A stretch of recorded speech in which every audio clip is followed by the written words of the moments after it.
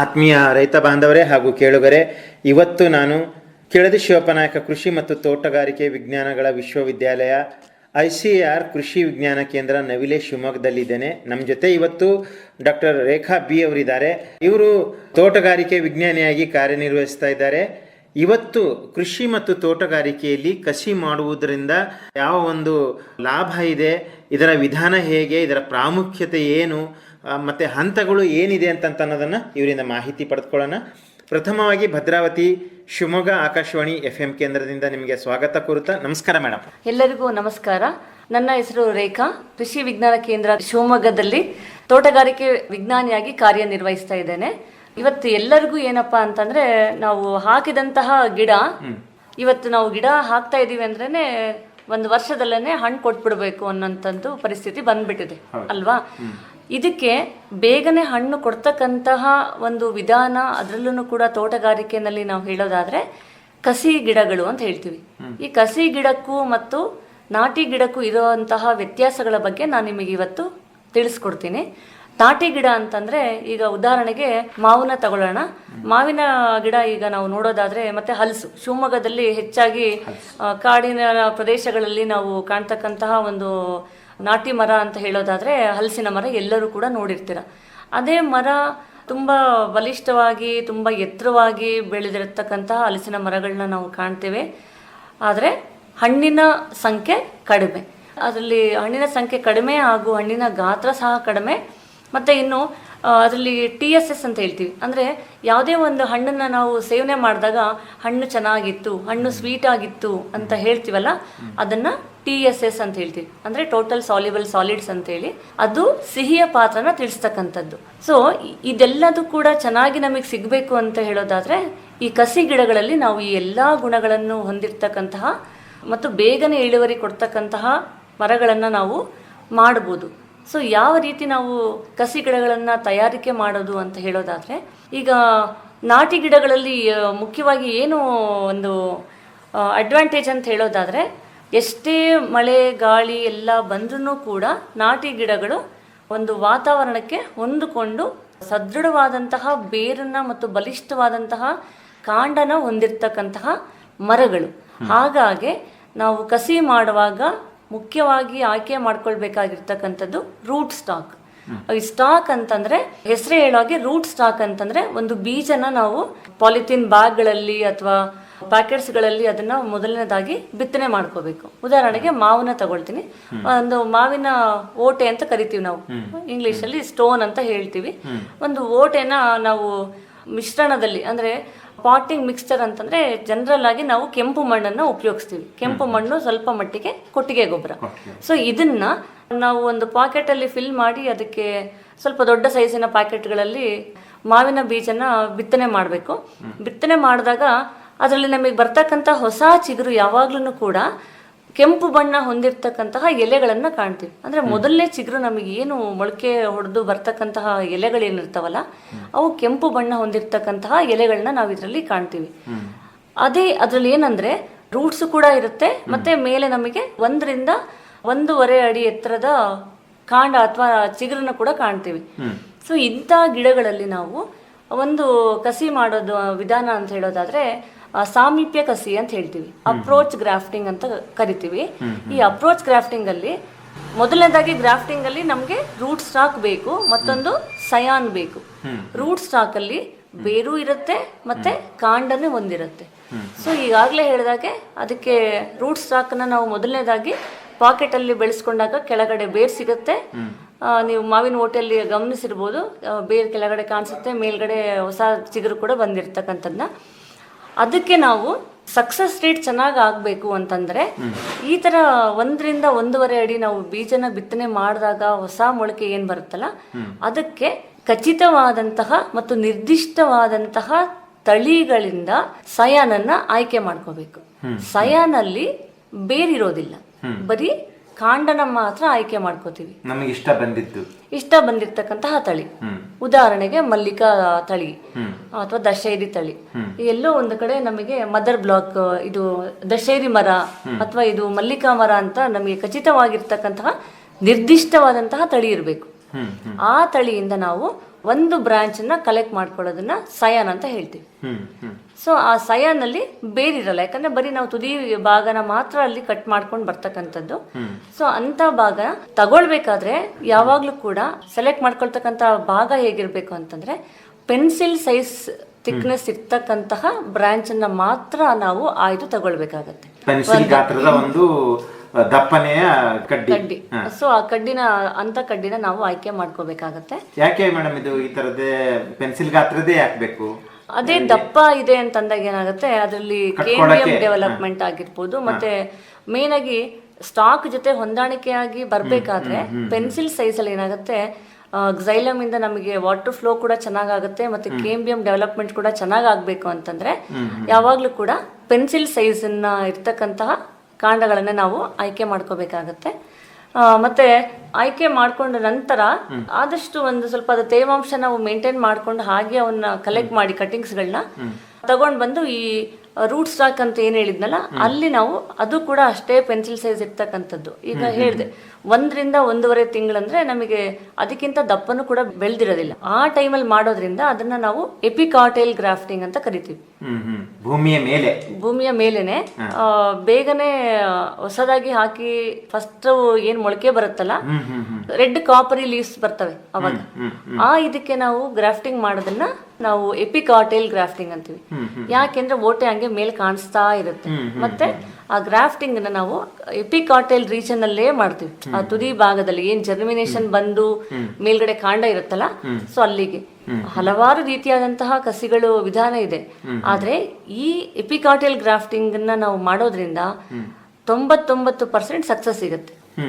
So ಹಂಗಾಗಿ ನಾವು ಸುಮ್ಮನೆ ಬಿಸಾಡುವಂತಹ ಒಂದು ಓಟೆಗಳಾಗಿರ್ಬೋದು ಅಥವಾ ನಾಟಿ ಮರದ, ಈಗಾಗಲೇ ಹೇಳಿದೆ ಕಾಡು ಜಾತಿಗಳು ಅಂತೇಳಿ, ಸೊ ಅಂತ ಮರಗಳಿಂದ ಸಿಕ್ಕಂತಹ ಬೀಜಗಳನ್ನ ನಾವು ಸಂಗ್ರಹಿಸಿ ಅವನ್ನ ಕೂಡ ನಾವು ರೂಟ್ ಸ್ಟಾಕ್ ಆಗಿ ಬೆಳೆಸ್ಕೊಂಡು ನರ್ಸರಿಗಳಲ್ಲಿ ಸಹ ಸ್ವತಃ ರೈತರು ಅದಕ್ಕೆ ಖಚಿತವಾದಂತಹ 1 ಅಥವಾ 2 ತಾಯಿ ಮರಗಳು, ಅಂದ್ರೆ ಮಲ್ಲಿಕಾ ಆಗಿರ್ಬೋದು, ಈಗ ದಶೇರಿ ಆಗಿರ್ಬೋದು, ತೋತಾಪುರಿ ಆಗಿರ್ಬೋದು, ಅದನ್ನ ಬರೀ ಸಯಾನ್ ಪರ್ಪಸ್ಗೆ ಅಂತಾನೆ ಬೆಳೆಸ್ಕೊಂಡು ಅದರಿಂದ ಹಲವಾರು ಸಸಿಗಳ ಸಂಖ್ಯೆನ ಕೂಡ ನಾವು ಹೆಚ್ಚಿಗೆ ಮಾಡ್ಬೋದು, ಮತ್ತೆ ಹೊಸ ಸಸ್ಯಾಭಿವೃದ್ಧಿಗಳನ್ನ ಸಹ ಮಾಡ್ಬೋದು.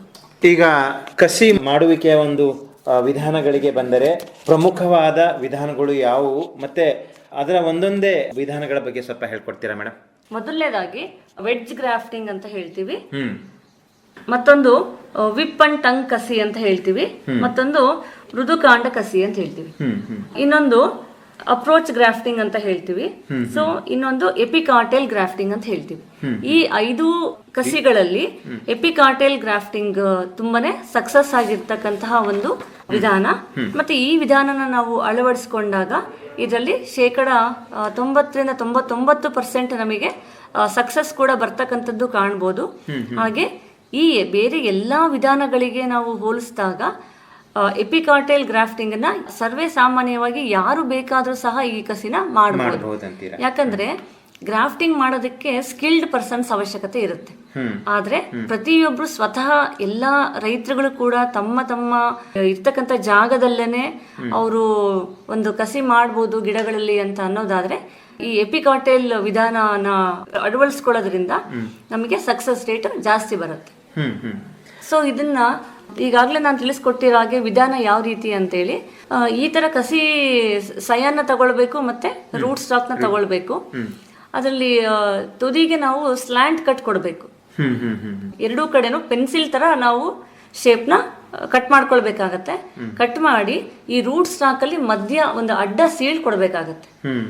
ಅಡ್ಡ ಸೀಲ್ ಕೊಟ್ಟಾಗ ಈ ಪೆನ್ಸಿಲ್ ತರ ವಿ ಶೇಪ್ ಅಲ್ಲಿ ಏನಿರುತ್ತಲ್ಲ ಆ ವಿ ಶೇಪ್ ಅಲ್ಲಿ ಇರೋದನ್ನ ರೂಟ್ ಸ್ಟಾಕಿಗೆ ಇನ್ಸರ್ಟ್ ಮಾಡ್ಬೇಕಾಗತ್ತೆ. ಮಾಡಿ ಪಾಲಿಥೀನ್ ತೆಳು ಇರ್ತಕ್ಕಂಥ ಒಂದು ಗೇಜ್ನ ನಾವು ಎಷ್ಟೇ ರಬ್ಬರ್ ತರ ಸಹ ಎಳೆದ್ರೂ ಕೂಡ ಎಳೆಯುತ್ತಾ ಇರುತ್ತೆ. ಅಂತ ಒಂದು ಪಾಲಿಥೀನ್ ಶೀಟ್ ನ ತಗೊಂಡು ಅದನ್ನ ಟೈಟ್ ಆಗಿ ಕಟ್ಟಬೇಕು.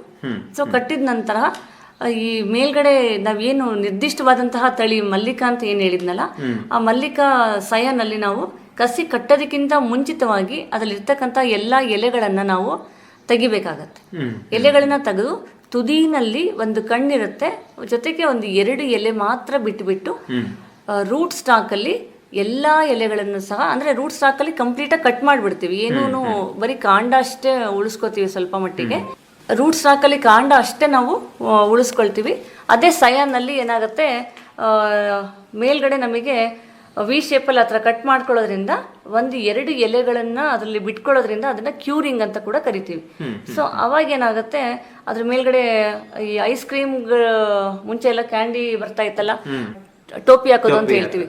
ಸೊ ಅದನ್ನ ಮೇಲೆ ನಾವು ಟೋಪಿ ಹಾಕೋದ್ರಿಂದ ಯಾಕೆ ಆ ಥರ ಕ್ಯಾಪಿಂಗ್ ಮಾಡೋದ್ರಿಂದ ಏನಂದರೆ ಟ್ರಾನ್ಸ್ಪಿರೇಷನ್ ಲಾಸನ್ನು ಕೂಡ ನಾವು ಅದರಲ್ಲಿ ತಡೆಗಟ್ಬೋದು. ಮತ್ತು ಈ ಪ್ಯಾಕೆಟಿಂದ ಸಿಗ್ತಕ್ಕಂತಹ ಪೋಷಕಾಂಶ ಆಗಿರ್ಬೋದು, ಮತ್ತು ನ್ಯೂಟ್ರಿಯೆಂಟ್ಸ್ ಆಗಿರ್ಬೋದು, ಮತ್ತು ತೇವಾಂಶ ಆಗಿರ್ಬೋದು, ಅದೆಲ್ಲದೂ ಮುಂದೆ ಗ್ರೋಯಿಂಗ್ ಟಿಪ್ಪಿಗೆ ಸಿಗೋದ್ರಿಂದ ಅಲ್ಲಿ ಇರ್ತಕ್ಕಂತಹ ಕಣ್ಣು ನಮಗೆ ಚಿಗುರೊಡೆಯೋದಕ್ಕೆ ಶುರು ಆಗುತ್ತೆ. ಸೊ ಯಾವಾಗ ಹೊಸ ಎಲೆಗಳು ನಮಗೆ ಪ್ರಾರಂಭ ಆಗುತ್ತೆ ಆವಾಗ ನಮಗೆ ಆ ಕಸಿ ಸಕ್ಸಸ್ ಆಗಿದೆ ಅಂತಕ್ಕಂಥದ್ದನ್ನ ನಾವು ಖಚಿತಪಡಿಸ್ಕೊಳ್ಬೋದು. ಹಾಗಿದ್ರೆ ಇದನ್ನ ನಾವು ಕಸಿನ ನಾವು ಟೈಟಾಗಿ ಕಟ್ಟಿದ ನಂತರ ಎಲ್ಲಿ ಇಡಬೇಕು ಅನ್ನೋದನ್ನ ಹೇಳೋದಾದ್ರೆ, ಪಾಲಿ ಹೌಸ್ಗಳಲ್ಲಿ ನಾವು ಈ ಥರ ಅಥವಾ ಶೇಡ್ ಹೌಸ್ಗಳಲ್ಲಿ ನಾವು ಈ ಥರ ಕಸಿ ಕಟ್ಟಿದಂತಹ ಗಿಡಗಳನ್ನು ಇಡೋದ್ರಿಂದ ಬೇಗನೆ ಕಸಿನಲ್ಲಿ ಸಕ್ಸಸ್ ಬರ್ತಕ್ಕಂಥದ್ದನ್ನ ಕೂಡ ನಾವು ಇದರಲ್ಲಿ ಕಾಣ್ಬೋದು. ಈಗ ಇದರಲ್ಲಿ ಮತ್ತೊಂದು ಪ್ರಮುಖ ವಿಷಯ ಅಂತಂದ್ರೆ ಮೊಗ್ಗು ಕಸಿ ಮಾಡೋದು ಅಥವಾ ಬಡ್ಡಿಂಗ್ ಅಂತ ಹೇಳ್ತಾರೆ. ಇದ್ರ ಬಗ್ಗೆ ಒಂದು ಸ್ವಲ್ಪ ಹೇಳ್ತೀರಾ ಮೇಡಮ್? ಈಗ ತೋಟಗಾರಿಕೆ ಬೆಳೆಗಳಲ್ಲಿ ಸಸ್ಯಾಭಿವೃದ್ಧಿ ಒಂದು ಪ್ರಮುಖ ಪಾತ್ರ. ಈ ಸಸ್ಯಾಭಿವೃದ್ಧಿ ಅಂತಂದ್ರೆ ಸರ್ವೇ ಸಾಮಾನ್ಯವಾಗಿ ಪ್ರತಿಯೊಬ್ಬರಿಗೂ ಗೊತ್ತಿರ್ತಕ್ಕಂಥದ್ದು ಒಂದು ಬೀಜದಲ್ಲಿ ನಾವು ಗಿಡಗಳನ್ನ ಬೆಳೆಸ್ತಕ್ಕಂಥದ್ದು, ಅದನ್ನ ಸೀಡ್ ಮೆಥಡ್ ಅಂತ ಹೇಳ್ತೀವಿ. ಇನ್ನೊಂದು ವೆಜಿಟೇಟಿವ್ ಮೆಥಡ್ ಅಂತ ಹೇಳ್ತೀವಿ. ಸೊ ವೆಜಿಟೇಟಿವ್ ಮೆಥಡ್ ಅಲ್ಲಿ ನಾವು ಸಸ್ಯಾಭಿವೃದ್ಧಿ ಮಾಡ್ತಕ್ಕಂಥದ್ದು ಒಂದು ಈಗಾಗಲೇ ತಿಳಿಸಿದಾಗೆ ಕಸಿ, ಅದನ್ನ ಗ್ರಾಫ್ಟಿಂಗ್ ಅಂತ ಹೇಳ್ತೀವಿ. ಮತ್ತೊಂದು ಕಣ್ಣು ಕಸಿ ಅಂತ ಹೇಳ್ತೀವಿ. ಈ ಕಣ್ಣು ಕಸಿ ಅಂದ್ರೆ ಬಡ್ಡಿಂಗ್ ಅಂತ ಹೇಳಿ. ಸೊ ಈ ಬಡ್ಡಿಂಗ್ ಅನ್ನ ಎಲ್ಲಿ ನಾವು ಮಾಡ್ತೀವಿ ಅಂತ ಹೇಳೋದಾದ್ರೆ, ಮುಖ್ಯವಾಗಿ ರೋಸ್ ಗಿಡಗಳಲ್ಲಿ ಮತ್ತೆ ರಬ್ಬರ್ ಗಿಡಗಳಲ್ಲಿ ಗ್ರಾಫ್ಟಿಂಗಿಗೂ ಮತ್ತೆ ಬಡ್ಡಿಂಗಿಗೂ ಇರೋ ವ್ಯತ್ಯಾಸ ಏನಂತಂದ್ರೆ, ಇಲ್ಲಿ ಬರೀ ಕಣ್ಣನ್ನ ಮಾತ್ರ ತೆಗಿತೀವಿ ಕಣ್ಣು ಕಸಿಗಳಲ್ಲಿ. ಅಂದ್ರೆ ಮೊಳಕೆ ಬರ್ತಕ್ಕಂಥ ಒಂದು ಸಣ್ಣ ಕಣ್ಣು ಅಂತ ಅಥವಾ ಚಿಗುರು ಬರ್ತಕ್ಕಂಥ ಜಾಗ ಅಂತ ಏನಂತೀವಲ್ಲ, ಅದು ಒಂದು ಎಲೆಯ ಪಕ್ಕದಲ್ಲಿ ಇರುತ್ತೆ, ದಪ್ಪವಾಗಿ ಒಂದು ಸ್ವಲ್ಪ ಹಸಿರು ಬಣ್ಣದಲ್ಲಿ ಇರ್ತಕ್ಕಂಥ ಒಂದು ಕಣ್ಣು. ಆ ಕಣ್ಣನ್ನ ನಾವು ಹಾಕಿ ಸಹ ಕಸಿನ ಮಾಡ್ತೀವಿ. ಸೊ ಈ ಕಣ್ಣು ಕಸಿ ಮಾಡೋ ಉದ್ದೇಶ ಏನಂತಂದ್ರೆ, ಉದಾಹರಣೆಗೆ ಒಂದು ರೋಸ್ ಗಿಡ, ಕೆಂಪು ಕಲರ್ ಬಿಡ್ತಕ್ಕಂತಹ ರೋಸ್ ಗಿಡದಲ್ಲಿ ನಾವು ಬೇರೆ ಬೇರೆ ಬ್ರಾಂಚಿಗೆ ಒಂದೇ ಗಿಡದಲ್ಲಿ 10ರಿಂದ 20 ಬಣ್ಣ ಬರ್ತಕ್ಕಂತಹ, ಅಂದ್ರೆ ನಮ್ಮ ಹತ್ರ ಇರೋದು ಬರೀ ರೆಡ್ ಕಲರ್ ರೋಸ್ ಪ್ಲಾಂಟ್ ಇದೆ, ಆದ್ರೆ ಅದೇ ರೆಡ್ ಕಲರ್ ರೋಸ್ ಪ್ಲಾಂಟಿಗೆ ನಾವು ವೈಟ್, ಯೆಲ್ಲೋ, ಹಲವಾರು ರೀತಿಯಾದಂತಹ ಕಲರ್ ಬರ್ತಕ್ಕಂತಹ ಬೇಕಾಗಿರ್ತಕ್ಕಂತಹ ತಳಿಗಳನ್ನ ನಾವು ಅದರಲ್ಲಿ ಕಣ್ಣು ಕಸಿ ಮಾಡಬಹುದು. ಸೊ ಅಲಂಕಾರಿಕ ಬೆಳೆಗಳಲ್ಲಿ ಕಣ್ಣು ಕಸಿ, ಅದರಲ್ಲೂ ಕೂಡ ರೋಸ್ ಅಲ್ಲಿ ತುಂಬಾನೇ ಸಕ್ಸಸ್ ಕೊಡ್ತಕ್ಕಂತಹ ಒಂದು ವಿಧಾನ ಅಂತ ಕೂಡ ನಾವು ಹೇಳ್ಬೋದು. ಈಗ ವಿಧಾನಗಳ ಬಗ್ಗೆ ಹೇಳಿದಿರಿ, ಪ್ರಮುಖವಾಗಿ ಯಾವ ಒಂದು ವಿಧಾನಗಳು ಕಸಿ ಮಾಡಿದ್ರಲ್ಲಿ ಇದೆ ಅಂತ ಹೇಳ್ಬಿಟ್ಟು. ಈ ಒಂದು ಕಸಿ ಮಾಡುವ ಹಂತಗಳಿಗೆ ಬಂದ್ರೆ ಏನ್ ಹೇಳಕ್ಕೆ ಇಷ್ಟಪಡ್ತೀರಾ ಮೇಡಮ್? ಈಗ ಹಂತ ಅಂತಂದಾಗ ಮೊದಲನೇದಾಗೆ ನಾವು ಯಾವಾಗ್ಲೂ ಕೂಡ ಸಯಾನ್ ತಗೊಳ್ಬೇಕಾದ್ರೆ ಅದರಲ್ಲೂ ಕೂಡ ಆರೋಗ್ಯಕರವಾಗಿರ್ತಕ್ಕಂತಹ ಗಿಡಗಳನ್ನ ನಾವು ಆಯ್ಕೆ ಮಾಡ್ಕೊಳ್ತಕ್ಕಂಥದ್ದು. ಸೊ ಅದರಲ್ಲಿ ಈಗ ನಾವು ಸಯಾನ್ನ ತಗೊಳ್ತಾ ಇದ್ದೀವಿ ಅಂತಂದ್ರೆ ಅದು ಆರೋಗ್ಯಕರವಾಗಿರ್ತಕ್ಕಂತಹ ಕೊಂಬೆ ಅಥವಾ ರೆಂಬೆ ಆಗಿರ್ಬೇಕು, ಮತ್ತೆ ರೋಗ ಮುಕ್ತವಾಗಿರ್ಬೇಕು.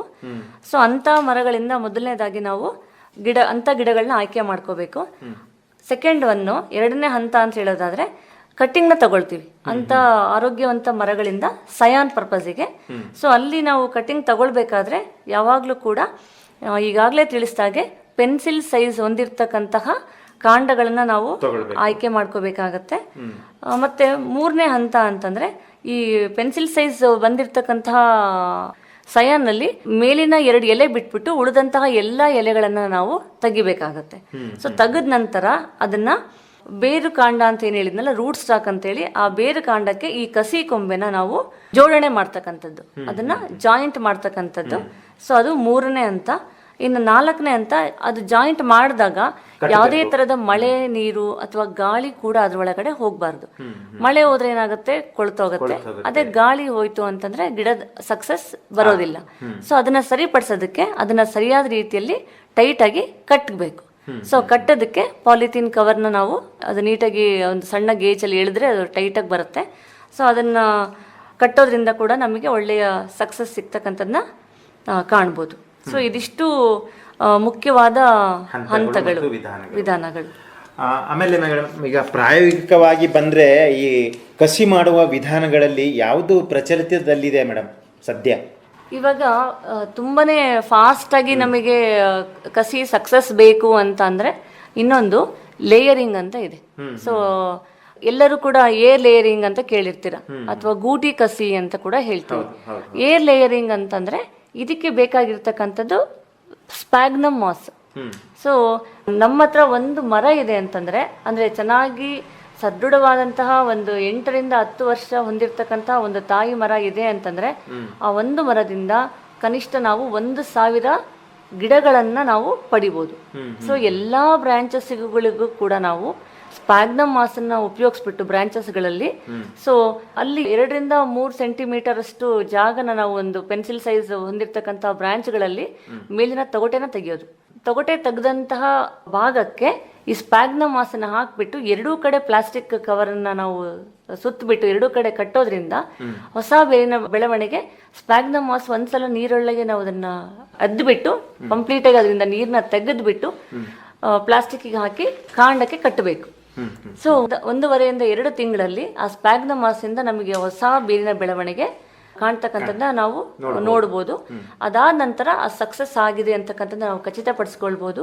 ಮತ್ತೆ ಈ ತರ ಕಸಿಯಿಂದ ನಮಗೆ ಕಸಿ ಮಾಡಿದಂತಹ 2 ತಿಂಗಳಿಗೆ 2 ರಿಂದ 3 ವರ್ಷ ಆಗಿರ್ತಕ್ಕಂಥ ಗಿಡಗಳು ದೊರಕ್ತವೆ. ಅಂದ್ರೆ ನಾವು ಬೀಜ ಹಾಕಿ ಗ್ರಾಫ್ಟಿಂಗ್ ಮಾಡಿ ಅದನ್ನ 3 ವರ್ಷ ಕಾಯೋದಕ್ಕಿಂತನೂ ಅದೇ ಏರ್ ಲೇಯರಿಂಗ್ ಅಥವಾ ಗೂಟಿ ಕಸಿ ಪದ್ಧತಿಯಿಂದ 2 ರಿಂದ 3 ತಿಂಗಳಲ್ಲೇನೆ 3 ರಿಂದ 4 ವರ್ಷ ಆಗಿರ್ತಕ್ಕಂಥ, ಯಾಕಂದ್ರೆ ಆ ಮರ ದೊಡ್ಡ ಮರ, 10 ವರ್ಷ ಆಗಿರ್ತಕ್ಕಂಥ ಮರ ಆಗಿರೋದ್ರಿಂದ ನಮಗೆ ಎತ್ತರನೂ ಕೂಡ ಸಿಗುತ್ತೆ. ಅಂತ ಬ್ರಾಂಚ್ಗಳನ್ನ ನಾವು ಆಯ್ಕೆ ಮಾಡಿಕೊಂಡು ಈ ಏರ್ ಲೇಯರಿಂಗ್ ಪದ್ಧತಿ ಮುಖಾಂತರ ಎಲ್ಲಾ ವಿಧವಾದಂತಹ ಹಣ್ಣಿನ ಬೆಳೆಗಳಲ್ಲಿ ಇತ್ತೀಚೆಗೆ ಪ್ರಚಲಿತವಾಗಿರ್ತಕ್ಕಂಥ ಒಂದು ಪದ್ಧತಿ ಅಂತ ಹೇಳೋದಾದ್ರೆ ಈ ಏರ್ ಲೇಯರಿಂಗ್ ಪದ್ಧತಿ. ಇದರಲ್ಲಿ ಫಿಗ್ ಆಗಿರ್ಬೋದು, ಪೊಮೊಗ್ರಾನೆಟ್ ಆಗಿರ್ಬೋದು, ಗಾವಾ ಆಗಿರ್ಬೋದು. ಸೊ ಈ ಎಲ್ಲಾ ಬೆಳೆಗಳಲ್ಲಿ ಮುಖ್ಯವಾಗಿ ಅನುಸರಿಸ್ತಕ್ಕಂಥ ಒಂದು ಪ್ರಮುಖವಾದ ವಿಧಾನ ಅಂತ ಹೇಳೋದಾದ್ರೆ ಏರ್ ಲೇಯರಿಂಗ್. ಇದುವರೆಗೆ ತಾವು ಕೃಷಿ ಮತ್ತು ತೋಟಗಾರಿಕೆ ಬೆಳೆಗಳಲ್ಲಿ ಕಸಿ ಮಾಡುವುದು ಕುರಿತು ತಾವು ಹೇಳಿದಿರಿ. ಅದರ ವಿಧಾನ ಮತ್ತೆ ಹಂತಗಳು ಯಾವುದಿದೆ ಅಂತ ಅನ್ನೋದನ್ನು ಸಂಪೂರ್ಣವಾಗಿ ನಮ್ಮ ರೈತ ಬಾಂಧವರಿಗೆ ತಿಳಿಸ್ಕೊಟ್ಟಿದ್ದೀರಿ ಮೇಡಮ್. ಈಗ ನಾವು ಆರ್ಥಿಕ ಲಾಭಕ್ಕೆ ಬಂದರೆ ಅಥವಾ ಪ್ರಯೋಜನಗಳಿಗೆ ಬಂದರೆ, ಕಸಿ ಮಾಡುವುದರಿಂದ ನಮಗೆ ಏನು ಲಾಭ ನಮ್ಮ ರೈತರಿಗೆ, ಅವರ ಆದಾಯದಲ್ಲಾಗಿರಲಿ ಅಥವಾ ಗುಣಮಟ್ಟದಲ್ಲಾಗಿರಲಿ ಮತ್ತು ಒಂದು ಇಳುವರಿಯ ಪ್ರಮಾಣದಲ್ಲಾಗಿರಲಿ ಹೇಳ್ಬೋದಾ ಮೇಡಮ್? ಈಗ ನಾಟಿ ಗಿಡದಲ್ಲಿ ನಾವು ಬೀಜದಿಂದ ಒಂದು ಮರನ ತಗೊಂಡ್ರೆ 10 ವರ್ಷ ಬೇಕು ನಮಗೆ ಹಣ್ಣು ಬಿಡೋದಕ್ಕೆ. ಅದೇ ಕಸಿ ಗಿಡಗಳಲ್ಲಿ ನಮಗೆ ಕನಿಷ್ಠ 3 ರಿಂದ 5 ವರ್ಷದಲ್ಲೇ ಇಳುವರಿ ಕೊಡ್ತಕ್ಕಂಥದ್ದನ್ನ ನಾವು ಕಾಣ್ಬೋದು. ಉದಾಹರಣೆಗೆ ಸೀಬೆ ಗಿಡದಲ್ಲಿ ಕಸಿ ಮಾಡಿದಂತಹ ಗಿಡಗಳಲ್ಲಿ ನಾವು 2 ವರ್ಷಕ್ಕೆ ಇಳುವರಿನ ತಗೊಳ್ಬಹುದು. ಸೊ ಮೊದಲನೇದಾಗಿ ಅಧಿಕವಾದಂತಹ ಇಳುವರಿ, ಮತ್ತೆ ಗುಣಮಟ್ಟದ ಹಣ್ಣುಗಳು, ಮತ್ತೆ ಬೇಗನೆ ಇಳುವರಿ ಕೊಡ್ತಕ್ಕಂತಹ ಮರಗಳನ್ನ ನಾವು ಇದರಲ್ಲಿ ಕಾಣ್ಬೋದು. ಸೊ ಕಸಿ ಮಾಡೋದ್ರಿಂದ ನಮಗೆ ಹೆಚ್ಚಿನ ಸಂಖ್ಯೆಯಲ್ಲಿ ಹಣ್ಣುಗಳು ಕೂಡ ದೊರಕ್ತವೆ. ಮತ್ತೆ ಅವು TSS ಅಂತ ಹೇಳಿದ್ರೆ ಉತ್ತಮ ಗುಣಮಟ್ಟ ಹೊಂದಿರತಕ್ಕಂತಹ ಹಣ್ಣುಗಳು, ಮತ್ತೆ ಹಾಗೆ ಅವು ದೂರದ ಮಾರುಕಟ್ಟೆಗೆ ಸಾಗಾಣಿಕೆ ಮಾಡಲು ಕೂಡ ಯೋಗ್ಯವಾದಂತಹ ಹಣ್ಣುಗಳು ಕೂಡ ದೊರಕುತ್ತೆ. ಹಾಗೆ ಬೇಗನೆ ಮತ್ತು ಅಧಿಕ ಇಳುವರಿ ಕೊಡ್ತಕ್ಕಂತಹ ಗಿಡಗಳು ಕೂಡ ನಮಗೆ ಇದರಿಂದ ಸಿಗ್ತಕ್ಕಂಥದ್ದನ್ನ ನಾವು ಕಾಣ್ಬೋದು. ಧನ್ಯವಾದ ಮೇಡಮ್. ಇದುವರೆಗೆ ತಾವು ಕೃಷಿ ಮತ್ತು ತೋಟಗಾರಿಕೆ ಬೆಳೆಯಲ್ಲಿ ಕಸಿ ಮಾಡುವುದರಿಂದ ಏನು ಒಂದು ಲಾಭ ಆಗ್ತದೆ, ವಿಧಾನಗಳು ಏನಿದಾವೆ, ಹಂತಗಳು ಯಾವ ಇದಾವೆ ಅಂತ ಅನ್ನೋದನ್ನ ಸಂಪೂರ್ಣ ನಮ್ಮ ರೈತ ಬಾಂಧವರಿಗೆ, ಕೇಳುಗರಿಗೆ ತಾವು ತಿಳಿಸ್ಕೊಟ್ಟಿದ್ದೀರಾ. ಹೆಚ್ಚಿನ ಮಾಹಿತಿ ಪಡೆಯುವುದಾದರೆ ತಮ್ಮ ದೂರವಾಣಿ ಸಂಖ್ಯೆ ಕೊಡಿ ಮೇಡಮ್. 9449236638 944 923 6638. ಧನ್ಯವಾದಗಳು. ರೈತ ಬಾಂಧವರೇ ಹಾಗೂ ಕೇಳುಗರೆ, ಪ್ರತಿದಿನ ಸಂಜೆ 6:50ಕ್ಕೆ ಮೂಡಿಬರುವ ಕೃಷಿ ರಂಗ ಕಿಸಾನ್ವಾಣಿ ಕಾರ್ಯಕ್ರಮ ಭದ್ರಾವತಿ ಕೇಂದ್ರದಿಂದ ಯಾವ ರೀತಿಯಾಗಿ ಮೂಡಿ ಬರ್ತಾ ಇದೆ, ಮತ್ತು ಈ ಕಾರ್ಯಕ್ರಮದ ಕುರಿತು ನಿಮ್ಮ ಅನಿಸಿಕೆ, ಅಭಿಪ್ರಾಯ, ಸಲಹೆ, ಸೂಚನೆ ಏನಾದರೂ ಇದ್ದಲ್ಲಿ ನಮ್ಮ ವಾಟ್ಸಪ್ ನಂಬರಿಗೆ ಇದನ್ನು ನೀವು ಬರೆದು ತಿಳಿಸಬಹುದು. ನೀವು ಬರೆದು ಕಳಿಸಿದ ಮಾಹಿತಿಯನ್ನು ಅದೇ ಕಾರ್ಯಕ್ರಮದಲ್ಲಿ ಪ್ರಸಾರ ಮಾಡಲಾಗುವುದು. ನಮ್ಮ ವಾಟ್ಸಪ್ ಸಂಖ್ಯೆ ಹೀಗಿದೆ: 9481572600. ಇನ್ನೊಮ್ಮೆ ಕೇಳಿ: 9481572600.